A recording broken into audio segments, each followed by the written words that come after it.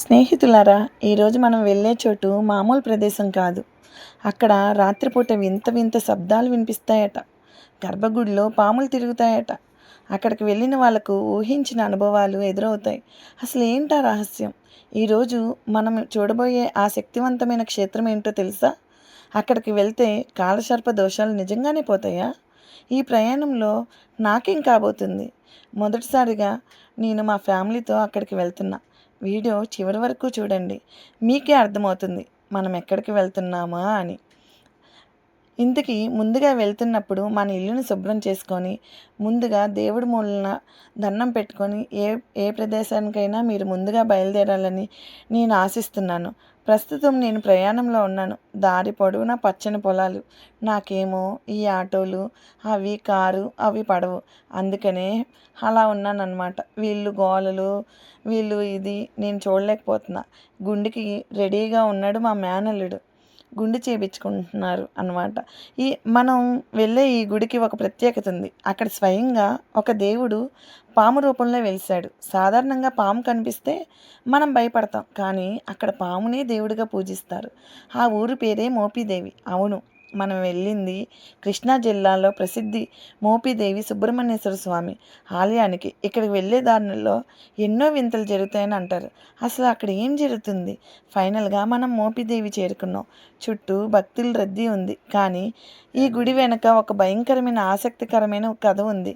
కొన్ని వందల సంవత్సరాల క్రితం ఇక్కడ నలుగురు ఋషులు తపస్సు చేస్తుంటే పరమశివుడు ఒక రహస్యాన్ని చెప్పాడట. ఆ రహస్యం ఏంటో తెలుసా?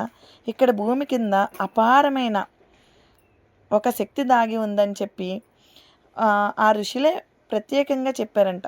ఫైనల్గా మనం మోపిదేవిని చేరుకున్నాం కదా, మనం పాలు పొంగిస్తున్నాం అన్నమాట.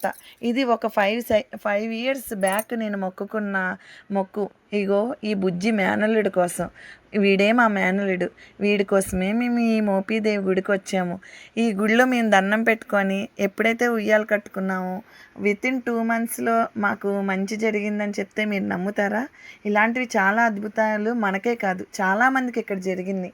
అందుకనే మీరు ఈ వీడియో చూస్తున్నంతసేపు మీ మనసులో ఏమైనా అపార్థాలున్నా అన్నీ తొలగిపోవాలని నేను మనస్ఫూర్తిగా కోరుకుంటున్నాను. పరవన్నం అయిపోయి మనం అయ్యవారి దర్శనానికి ముందుగా వెళ్తున్నాం. మాకు ఇక్కడ అన్నప్రసాదం దొరకదేమో అని చాలా చాలా బాధపడ్డా. ఇక్కడ ఎంతమందికి మార్నింగ్ మేము 10:30కి వచ్చాం. 10:30 నుంచి ఇక్కడ 3:30కి మాకు దర్శనం అయ్యింది. 3:30 వరకు అలా పెడుతూనే ఉన్నారు.